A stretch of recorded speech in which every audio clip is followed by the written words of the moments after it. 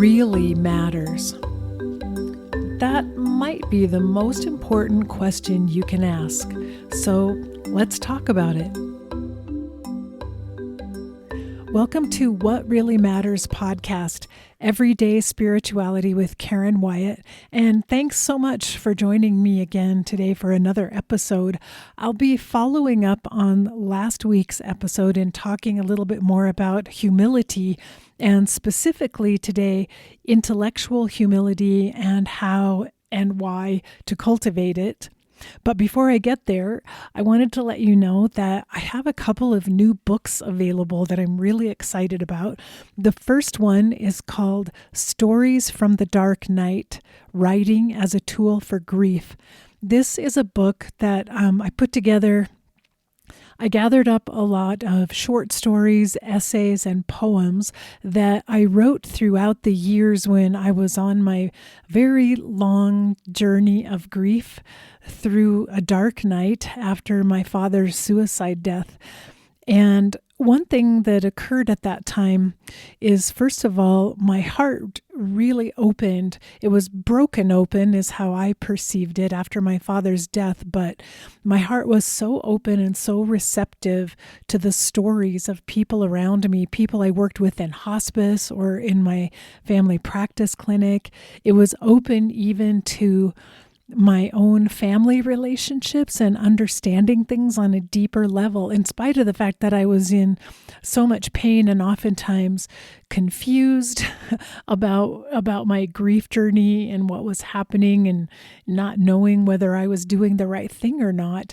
Still, all of this creative energy began to flow through me. And so I found lots of inspiration to write things. And as I express in the book, not to write about my grief, but to write from within my grief. So I was writing about all kinds of other stories and experiences that I had had, sometimes short stories, sometimes poems, even though I'm not a poet at all, but sometimes an entire poem would come into my head that I would write down. So in this book, I've gathered together quite an assortment of those writings that I did during my dark night.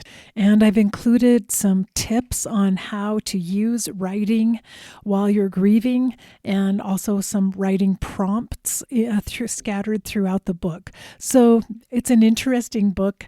I think it could be helpful to other people who are working on their grief process and wanting some extra tools perhaps to use, perhaps some inspiration from reading the kinds of things that I wrote during that time, which honestly came through me, really. They wrote themselves essentially during that time while I was grieving. And of course, I'm still grieving now. It isn't that my grief came to an end. It's just that I'm at a place in my life now where I can look backwards and appreciate all of it. And that includes going back through all these writings, seeing value there and deciding to pull them together into this book. So again, it's called Stories from the Dark Night, Writing as a Tool for Grief.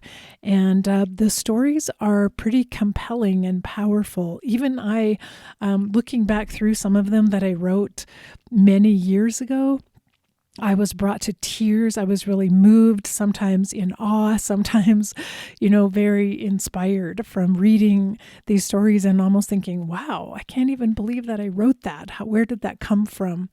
So I put them together in this book. I hope they're helpful to some of you. I hope you'll check it out. It's available right now as an ebook and a paperback book, and I will leave some links in the show notes, but you can go to Amazon and search for it if you would like. Stories from the Dark Night, Writing as a Tool for Grief by Karen Wyatt. And then the second book is actually a second edition of a book I wrote about 5 years ago, 5 or more, 7 years perhaps. It was The Tao of Death, which is an adaptation of the Tao Te Ching. If you're not familiar with the Tao Te Ching, it was a book of verses, wisdom verses about how to live life, 81 verses, in fact, that were written over 2,000 years ago by supposedly by a Chinese philosopher named Lao Tzu, though no one really knows for sure who wrote it. But this book of wisdom has survived all of these centuries, and it's still here for us to read. And I've adapted it to reflect upon death as well as life. The book is kind of the way of life, wisdom for how to live life, but I've adapted the verses and incorporated death, being mindful of our death. So I've called it the Tao of Death, and within the verses I refer to the way of death. So you can learn about these two new books and my other book, The Journey from Ego to Soul, which I reference here in this podcast a lot. A lot of the inspiration I have comes from that book, which I also wrote in 2016. And so you will find all of those books on the page eoluniversity.com/books.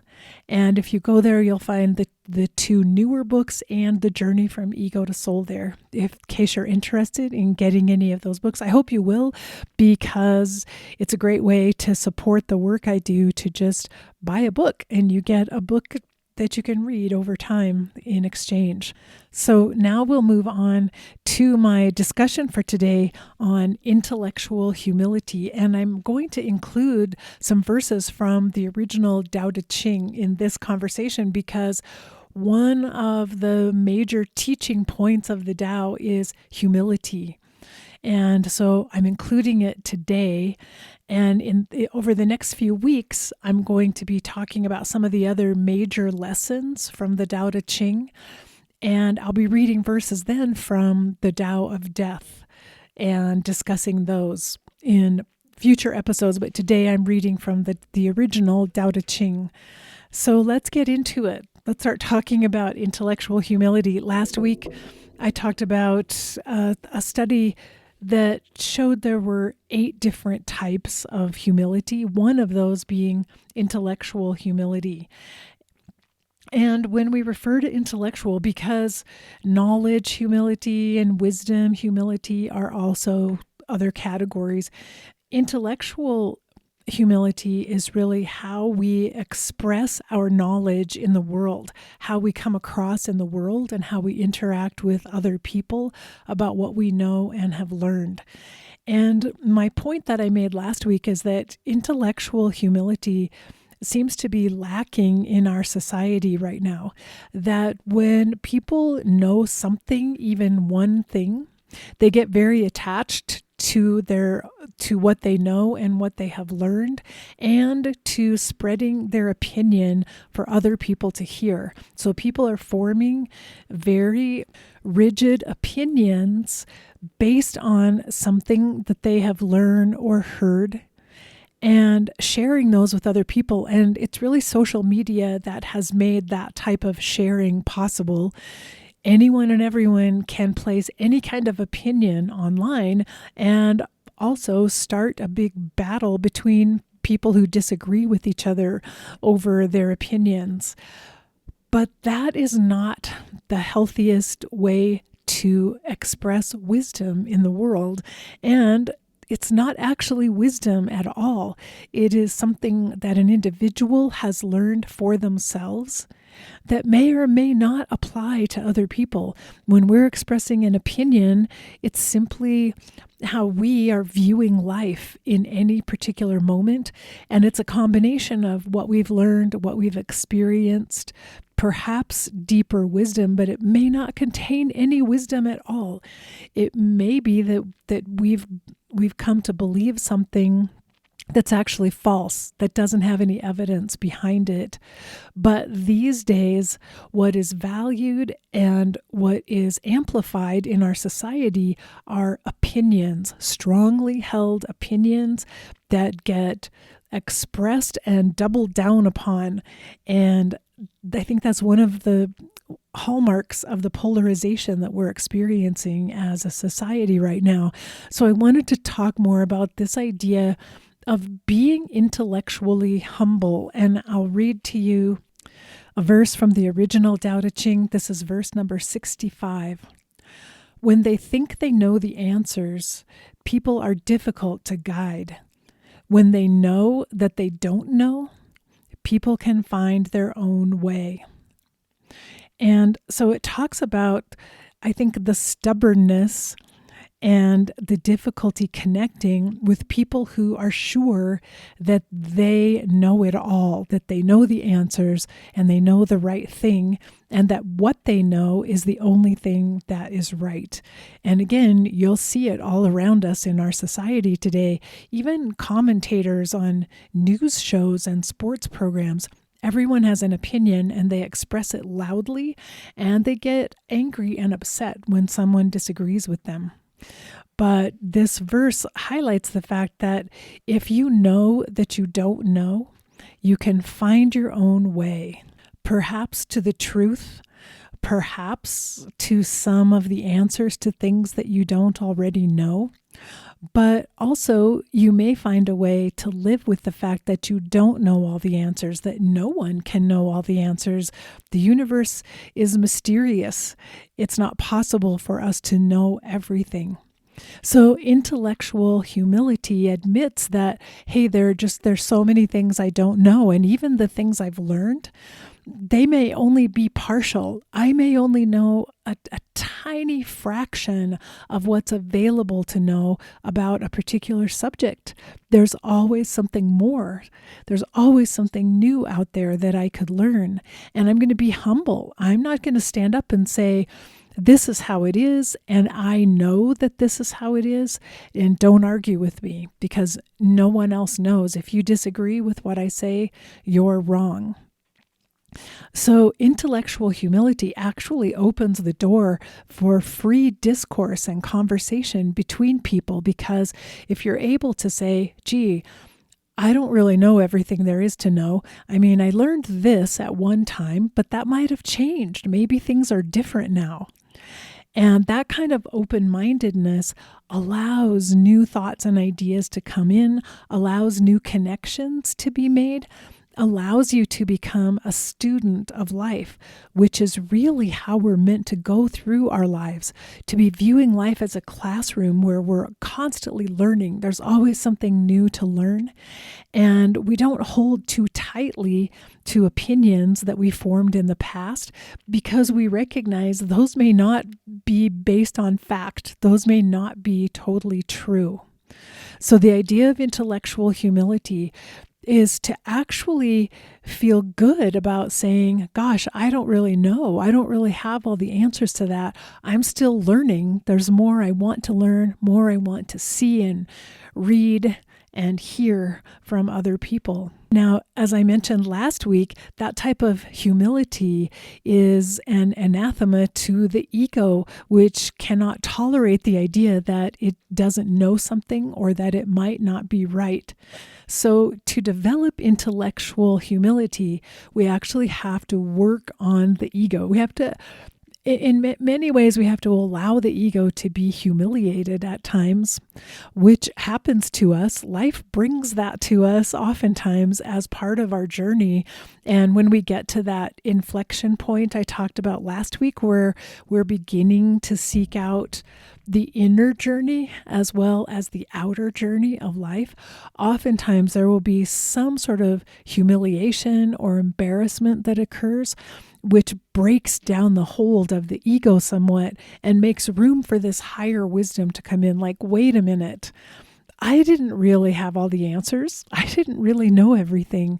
There's something more going on here than what I was aware of. I want to learn more. And another quote from the original Tao Te Ching, verse number 47, the more you know, the less you understand.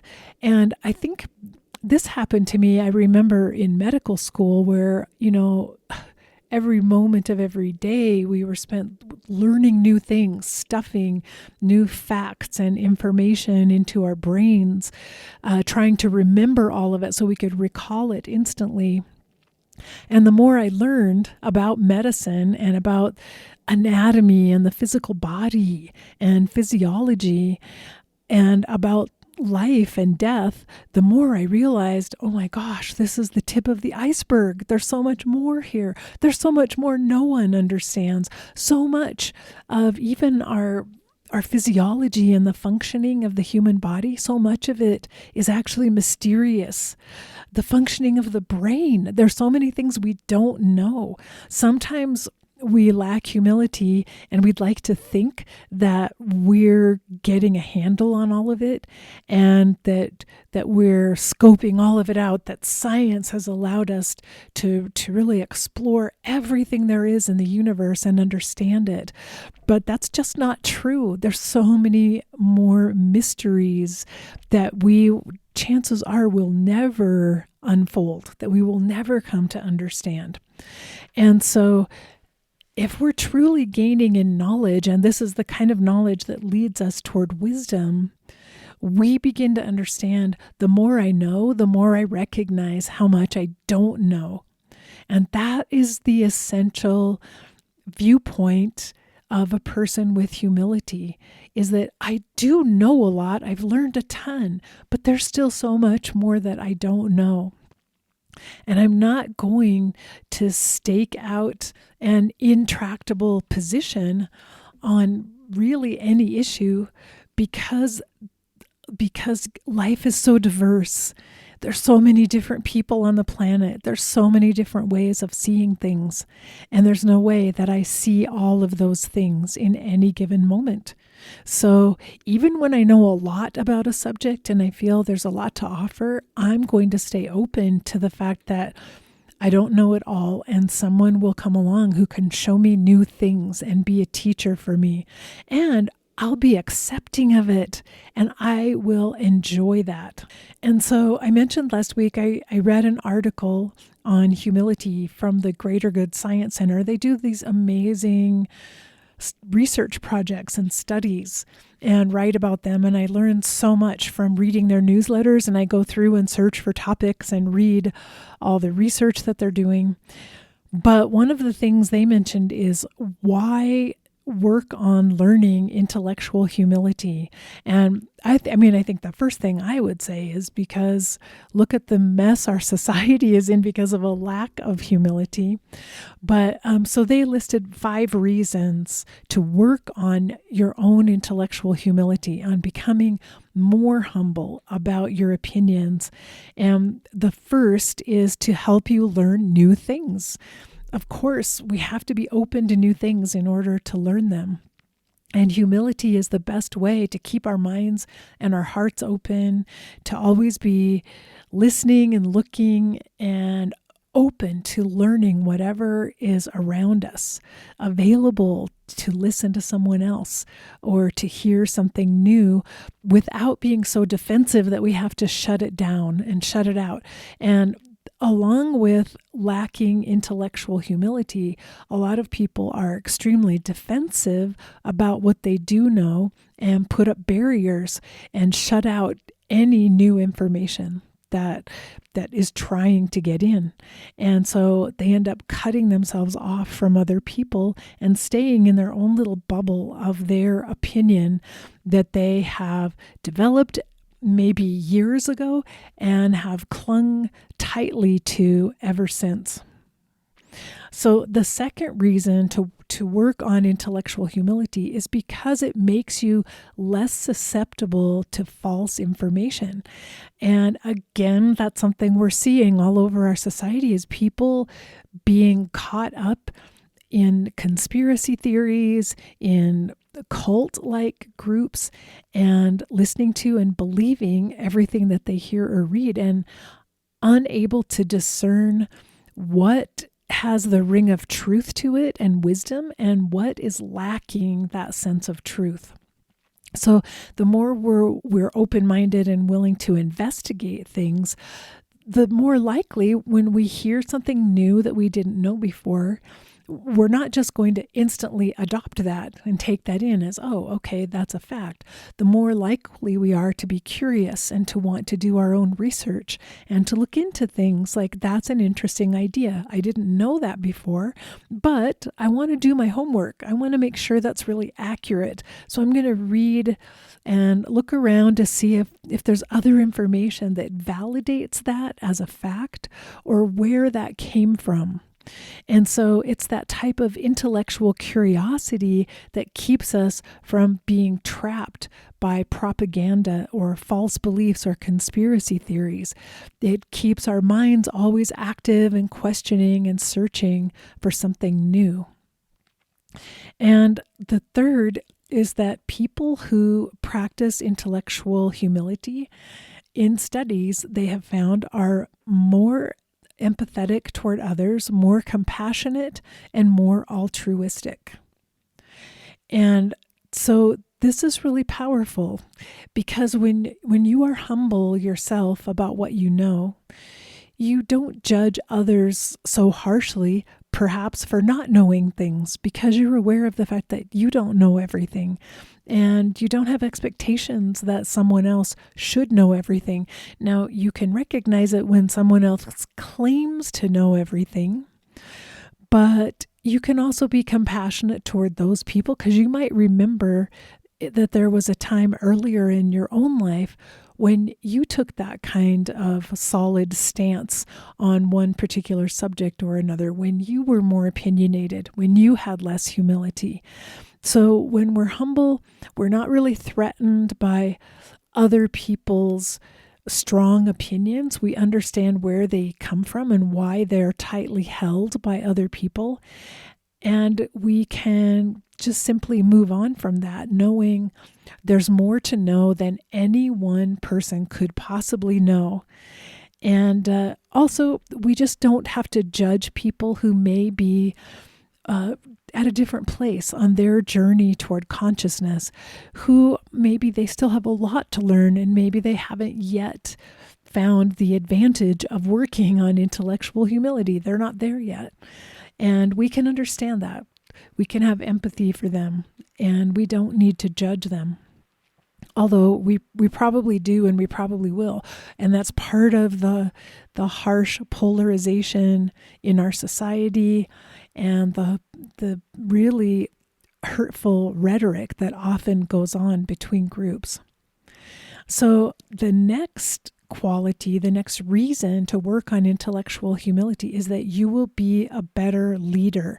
And this is what's behind the idea of servant leadership, which you may have heard about in popular culture these days, is being a leader who's willing to serve others. And this is something definitely that Lao Tzu talks about in the original Tao Te Ching. And I really love this verse. This is verse number 66. All streams flow to the sea because it is lower than they are. Its humility gives it its power. But if you think of it, the sea is greater and more powerful and larger than any of the streams that flow into it. And yet the sea places itself lower than all the other waters on the earth that are feeding into it. And it's an example of humility, of being willing to place your own opinion beneath others and allow them to feed into you, because there isn't a need to be domineering over others. So I really like this. I really like this verse and this image of be like the ocean. Be the solid foundation of wisdom that can take in all of these opinions and all of other people's thoughts and their knowledge and sort through it all and be a source of deeper, more profound wisdom for others as a leader, instead of being swayed back and forth by the varying opinions that are popular. So that was the fourth reason to pursue intellectual humility. And the last is to be able to build bridges. And that's what we need so desperately. Right now, it feels to me there are no bridges between our polarized views in our society. And if you have intellectual humility, you can begin to build bridges, and particularly around politics and religion. So many different opinions, and such large chasms between people who hold these strong opinions. And that's what's causing our relationships to fall apart.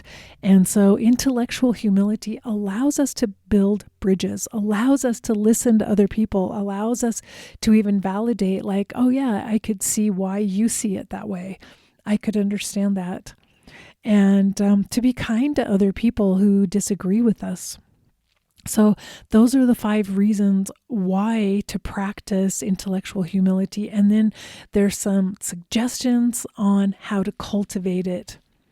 And so the first thing is to be able to acknowledge limitations and to admit that you don't know everything. That's where it has to begin. And that's how you first challenge your own ego, is to say, wait a minute, I can't possibly know everything there is.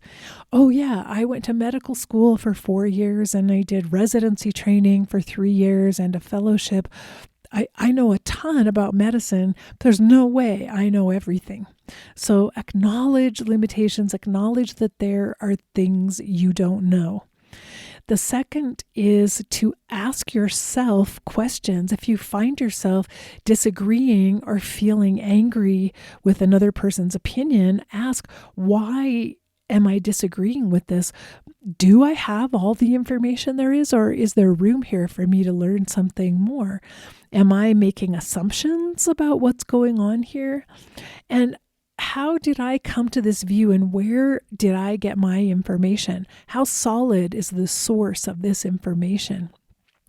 And then also ask the same questions of the other person. Where did their beliefs come from?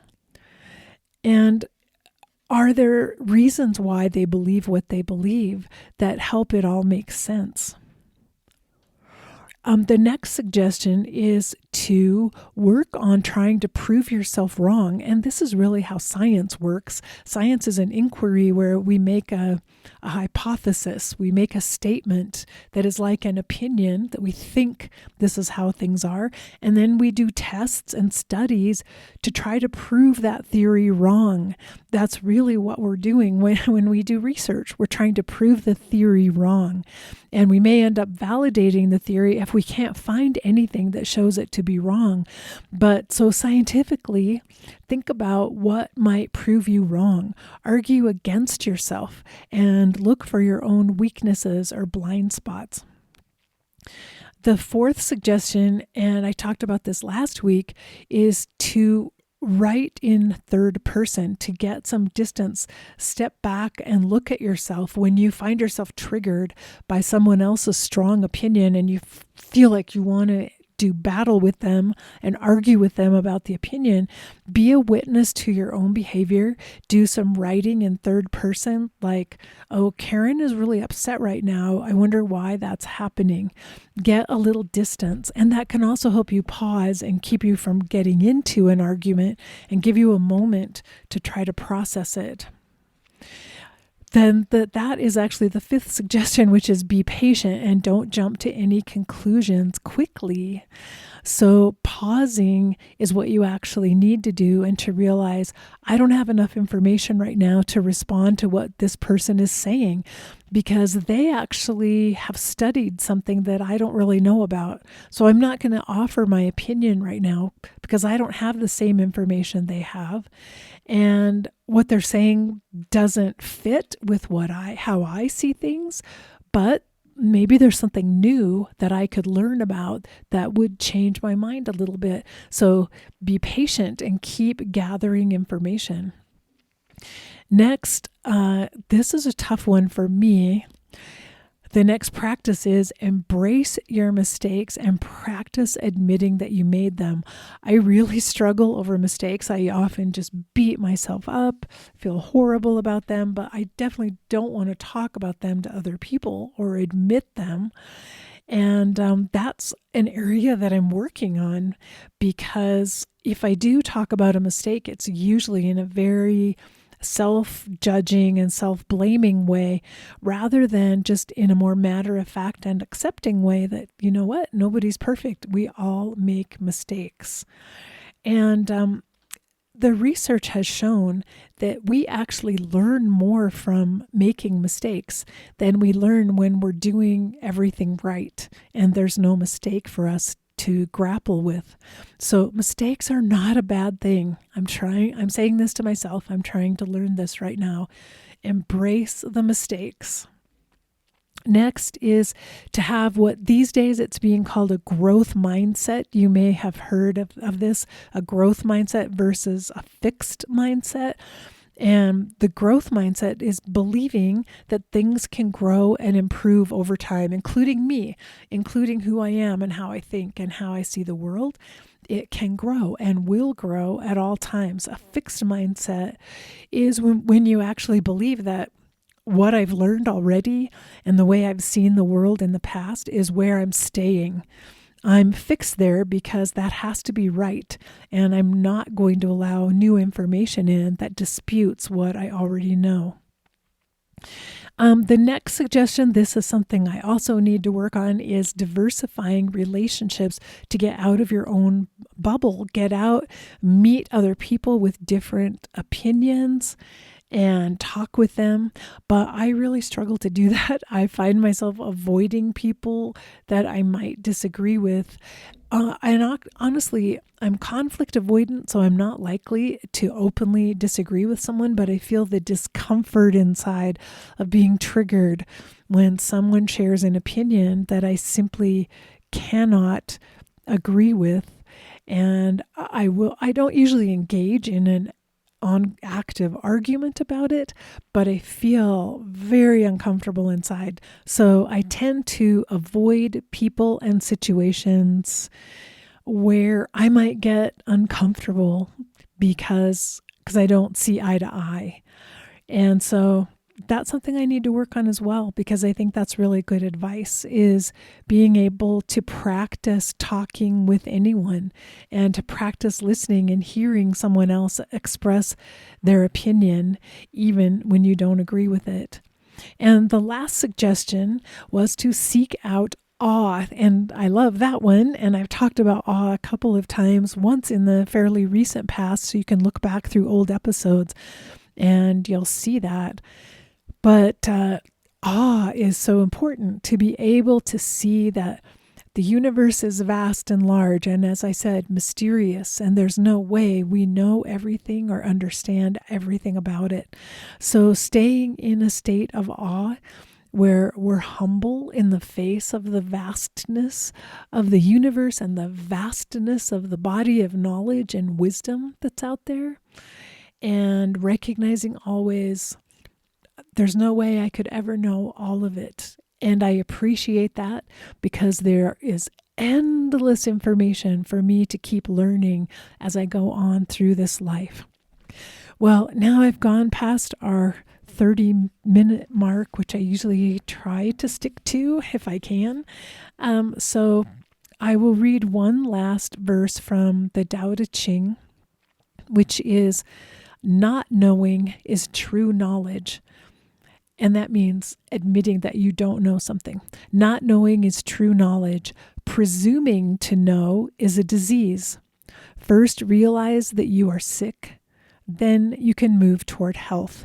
So as soon as we're able to recognize that, yeah, I have a problem attaching too tightly to my opinions, and I'm no longer going to presume that I know everything. I'm going to be willing to not know and not have all the answers. And that's intellectual humility.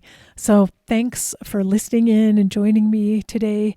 Be sure and check out my new books, Stories from the Dark Night, Writing as a Tool for Grief, and The Tao of Death an adaptation of the Tao Te Ching. So I'll be back next week with another episode for you. And until then, remember, we're here for love. So face your fear, be ready for whatever life brings your way, and love each and every single moment of your precious life. Bye-bye.